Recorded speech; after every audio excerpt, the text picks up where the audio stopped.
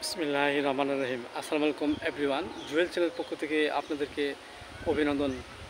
আজ আপনাদের মাঝে একটি নতুন ভিডিও নিয়ে হাজির হয়েছি। ভিডিওটি হলো মুখের গায়ের হোমিও চিকিৎসা। দেখেন এভরিওয়ান, এটি একটি ইম্পর্ট্যান্ট একটি ডিজিজ।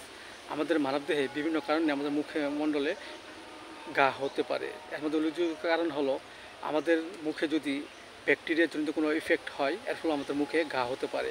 আবার দেখা যাচ্ছে যে আমরা যদি নিয়মিত মুখ বা দাঁত পরিষ্কার না করি, এর ফলে আমাদের মুখ গহ্বরে ঘা রোগটি দেখা দিতে পারে। আমাদের দেশে অধিকাংশ সময় শীতকালে আমাদের মুখের গহ্বরে ঘা রোগটি বেশি দেখা দেয়। সেভরিওয়ান, এই রোগটি আমাদের মাঝে হলে যে লক্ষণগুলো থাকে তা হলো, এই রোগ আক্রান্ত ব্যক্তিটির যদি মুখে ঘা হয় এবং লালা জ্বরে ব্যথা করে, তাহলে অবশ্যই আমরা লক্ষণ অনুযায়ী মার্সল 30 আমরা সকালে 2 ফোঁটা করে খেতে পারি। এছাড়া এই রোগ আক্রান্ত ব্যক্তিটির মাঝে যদি ছোটো বাচ্চা যদি দুধ খেতে চায় না এবং দুধ খেতে চাইলে মুখ সরিয়ে দেয়, এবং এই ক্ষেত্রে যদি মুখে ঘা হয় দেখা যায়, এক্ষেত্রে আমরা অবশ্যই যে ওষুধটি সেবন করতে পারি সেটা বোরাক্স 30 আমরা 2 ফোঁটা করে সকাল বিকাল 2 বার সেবন করতে পারি।